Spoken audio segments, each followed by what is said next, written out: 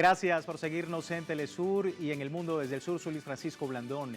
17 de abril, Día Internacional de la Lucha Campesina, no es solo una fecha de conmemoración, es un recordatorio de la lucha continua en zonas rurales contra la opresión, contra la desigualdad en el campo latinoamericano, de visibilizar las condiciones actuales del campesinado y sus desafíos comunes, el acceso a la tierra, la resistencia frente al despojo, el modelo extractivista en gobiernos neoliberales, la violencia armada en algunos países, el cambio climático, la migración y la soberanía alimentaria. Y bueno, una efeméride también que resalta lo histórico, la memoria de 19 campesinos del movimiento de trabajadores rurales sin tierra que fueron asesinados en 1996 por la policía paramilitar de Brasil.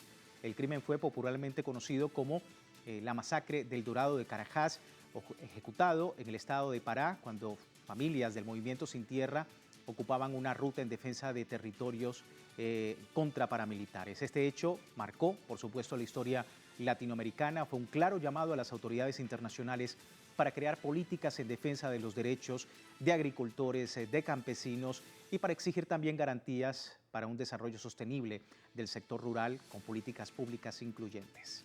Es el tema que nos ocupa el día de hoy en el análisis, pero antes debo recordarle, a través de redes sociales también a lo largo del día hemos sondeado la opinión de nuestros usuarios sobre este tema el día de hoy. Algunos de ustedes ya han participado respondiendo la pregunta que le hemos hecho al respecto, pero igualmente aquí tiene el código QR para que usted pueda participar.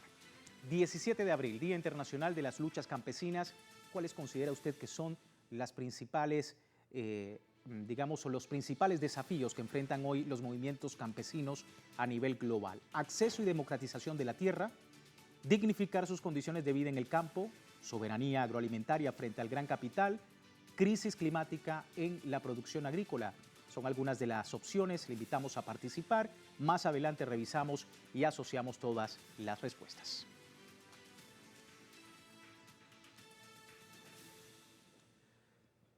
Comienzo al análisis. Eberto Díaz, dirigente campesino, integrante de la Asociación Colombiana de Trabajadores de Pequeños y Medianos Productores del Sector Agroalimentario, Agropecuario, Fuerza Nacional Campesina, nos acompaña desde Bucaramanga. Muchísimas gracias por tu tiempo, Eberto. Agropecuario, Fuerza Nacional Campesina, nos acompaña desde Bucaramanga. Muchísimas gracias por tu tiempo, Eberto.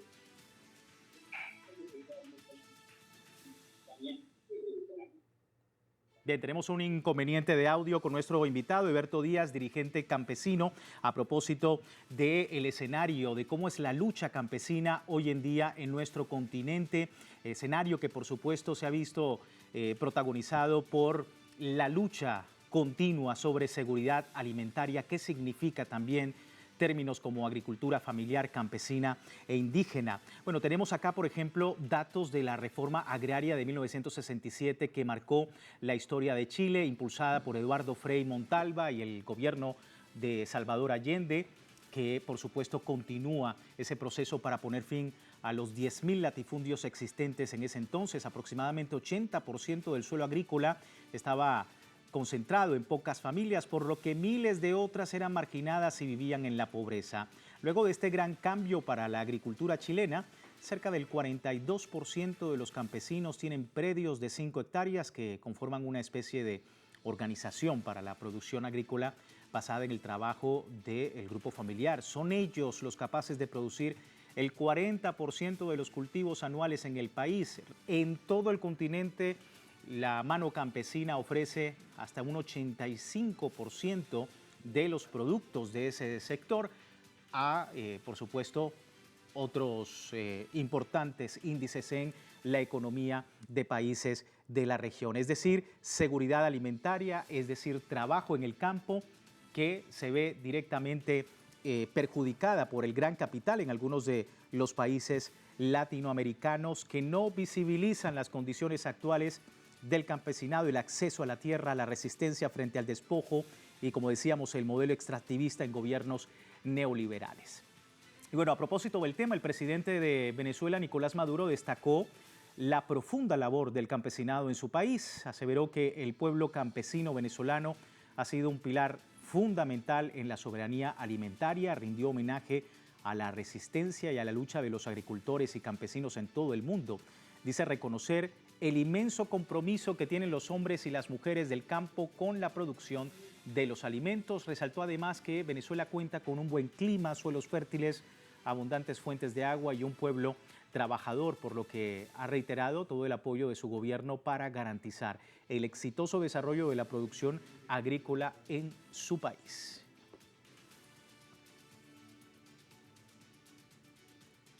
Hay datos importantes sobre la lucha campesina en nuestro continente.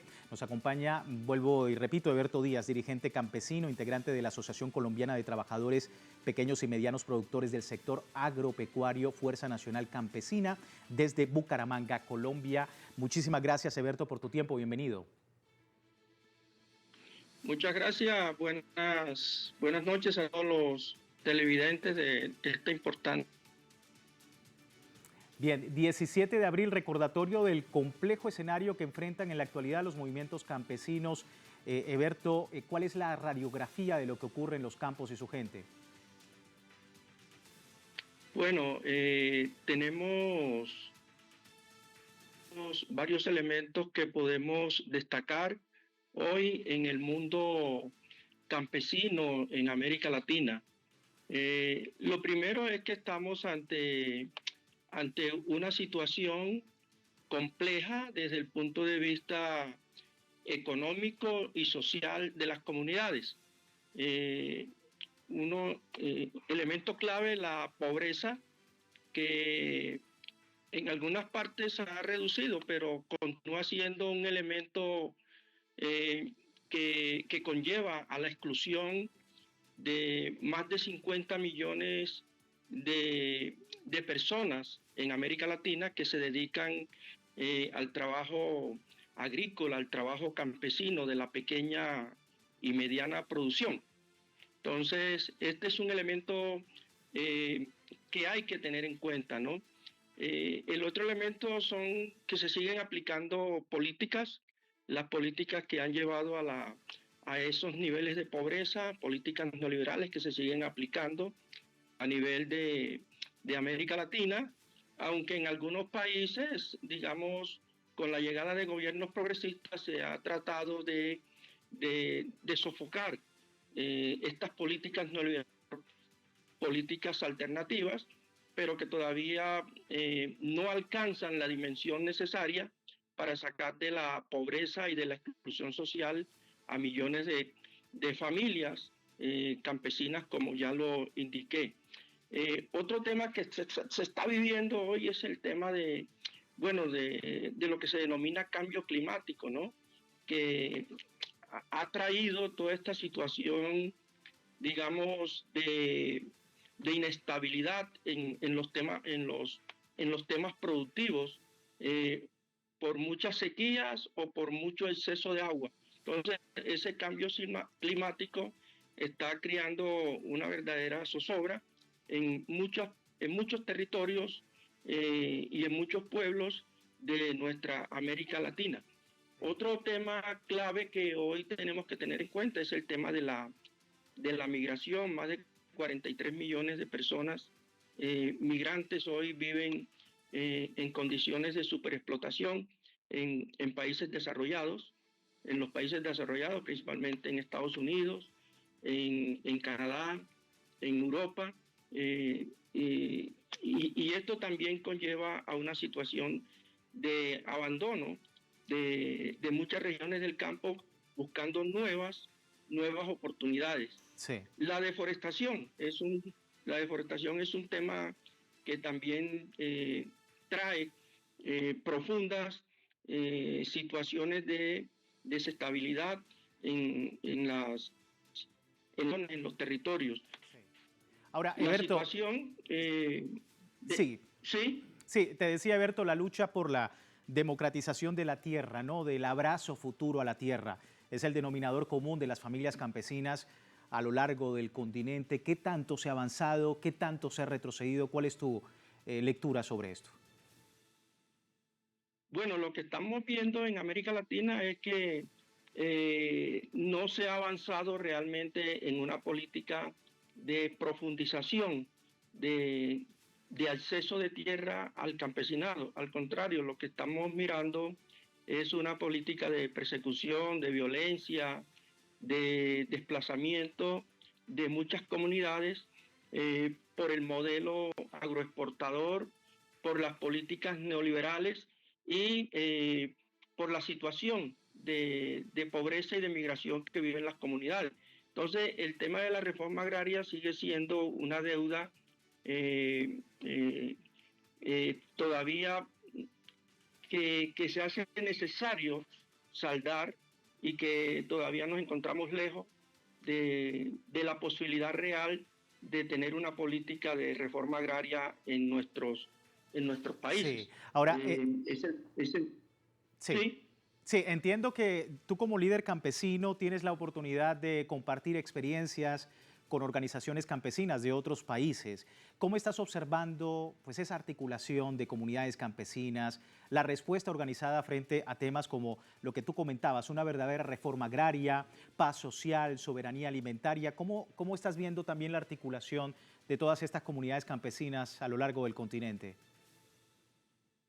Bueno, digamos la articulación más importante que existe hoy en América Latina y en el mundo es la CLOT a nivel de América Latina, que es la Coordinadora Latinoamericana de Organizaciones del Campo, en la cual nos articulamos numerosas organizaciones de América del Sur, de América Central, del Caribe, de América del Norte, en una gran confluencia que nos permite enfrentar y ser una voz más unida. Y desde allí estamos, digamos, promoviendo las políticas que son necesarias para superar la crisis que se vive en el campo de nuestros países. Por eso la reforma agraria es una de las propuestas clave, la reforma agraria popular e integral que permita dar salida a la situación de no tenencia de tierra de las comunidades en el continente. Somos más de 120 millones de personas hoy que trabajamos en las zonas rurales en América Latina, ¿no? De las cuales más o menos cerca de 50 y pico de millones se encuentran sumidas en la pobreza, ¿no? Es una situación que hoy solamente se puede superar si hay una política de justicia que permita saldar esa deuda histórica como es la reforma agraria en nuestros países. Sí, una lucha que por supuesto es constante, no solamente allí en Colombia, sino también en otros lugares del continente. Muchísimas gracias por tu tiempo con nosotros, Eberto. Gracias por compartir tu opinión con nosotros.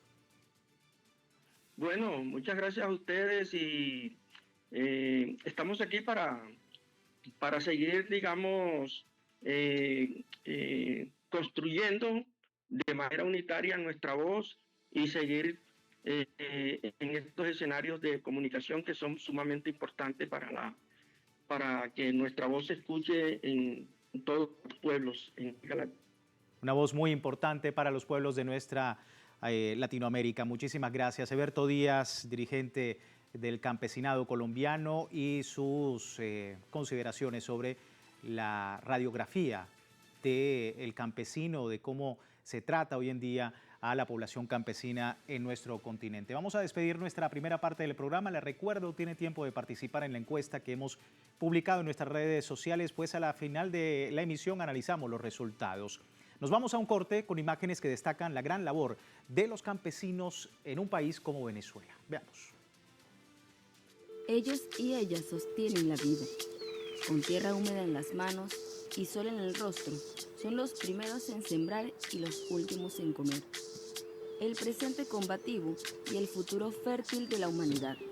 Mientras el capital incendia y despoja, los y las campesinas resisten, cultivan soberanía, defienden la tierra, reclaman lo justo y hacen que florezca el cambio para el bien común. Le digo a todos los productores y productoras del campo, cuenten conmigo para todo el proceso de unir fuerzas para la producción, con ganas de avanzar. Los campesinos y campesinas de nuestra patria. Pueblo inmensamente trabajador que ha vuelto al campo a trabajar. En ese sentido, nos hemos mantenido firmes en el camino de transformación hacia la Venezuela agrícola fundada por el comandante Chávez. La única posibilidad para conseguir la anhelada soberanía alimentaria. ¡Que viva el pueblo campesino de Venezuela!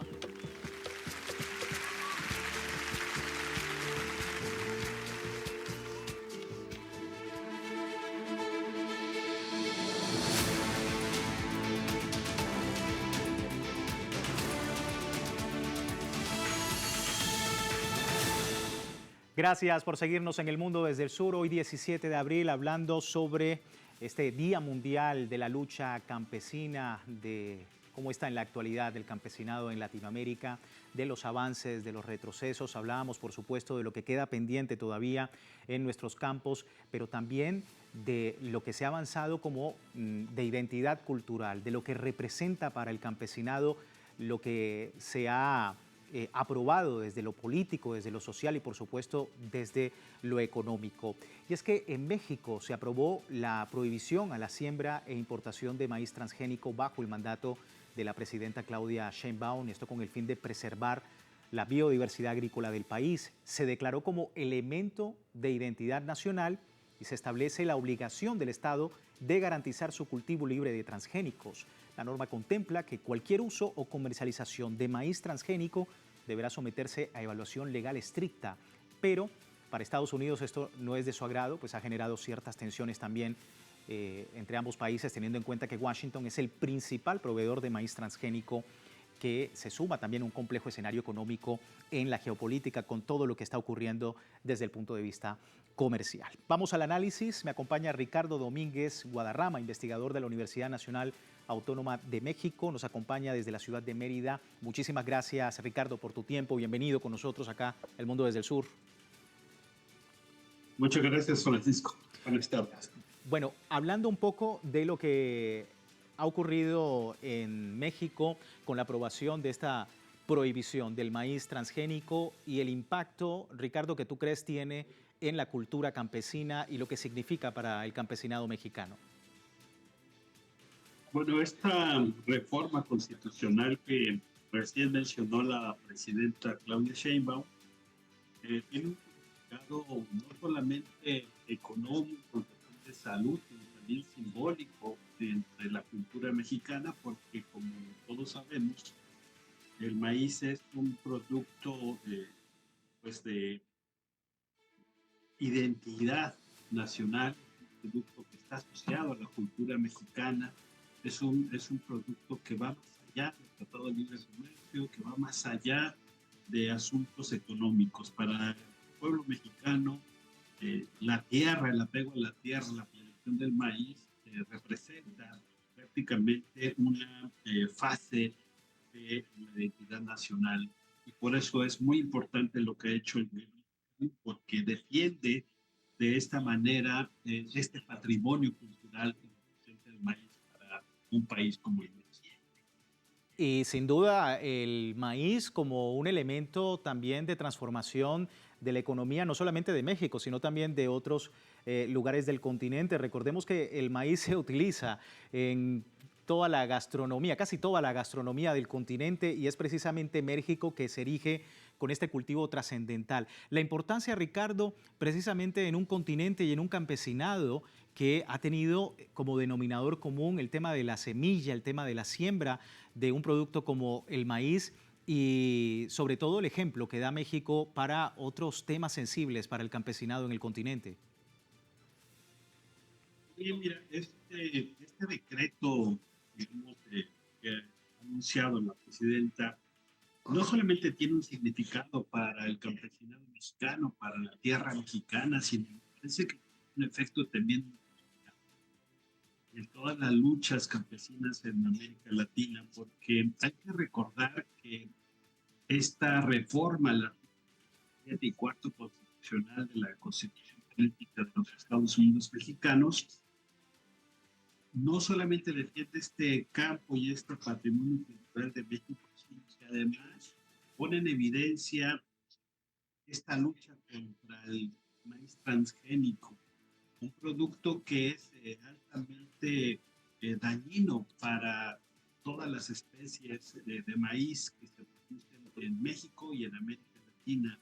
Esta es una lucha frontal también contra las grandes empresas agroindustriales de Estados Unidos, básicamente, como Monsanto, por ejemplo.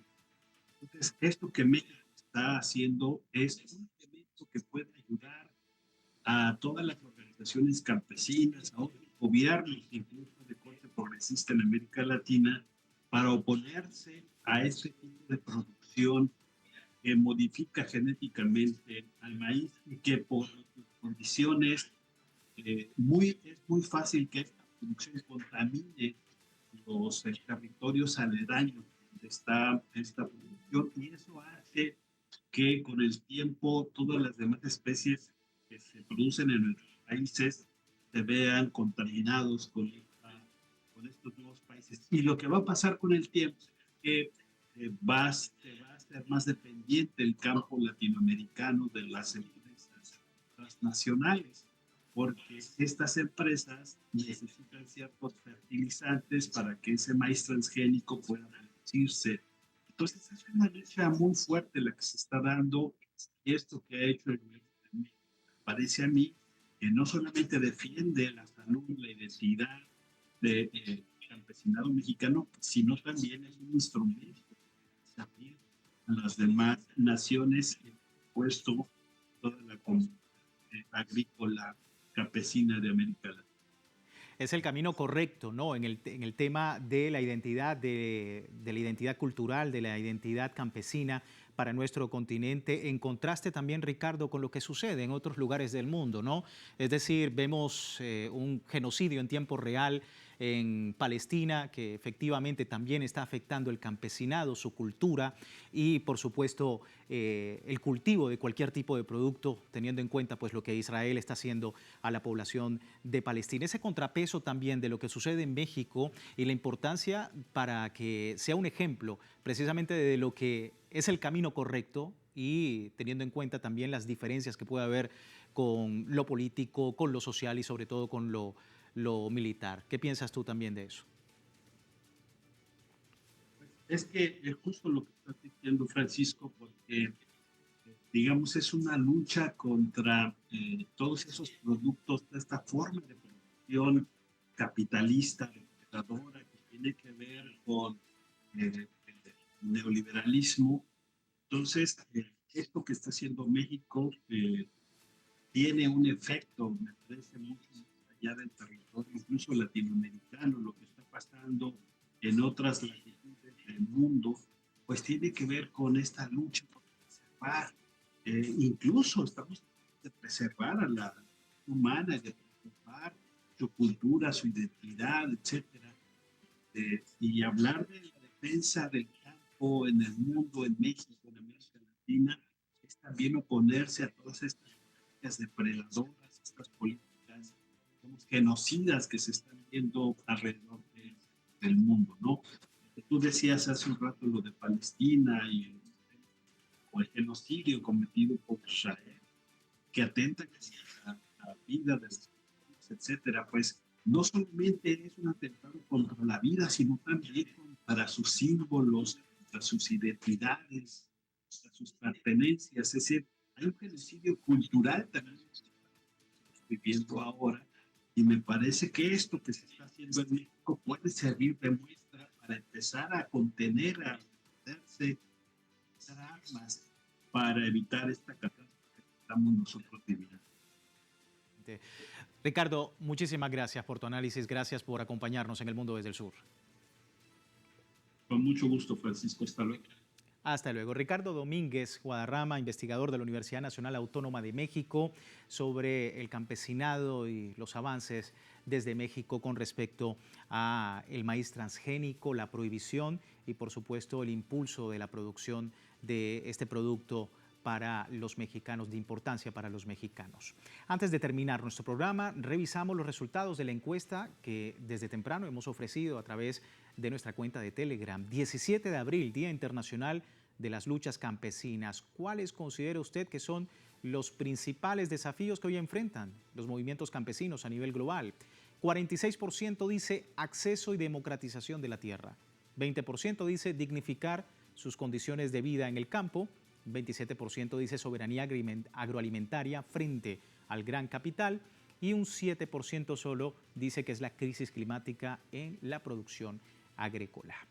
Son las respuestas de esta encuesta de nuestro equipo. Nosotros agradecemos enormemente los comentarios, enormemente que usted haya participado y le recuerdo antes de finalizar www.telesurtv.net con nuestra señal en tiempo real desde cualquier parte del mundo y también en Telegram, el servicio informativo de Telesur, las 24 horas del día, siempre con una perspectiva del mundo desde el sur. Soy Luis Francisco Blandón, gracias por seguirnos.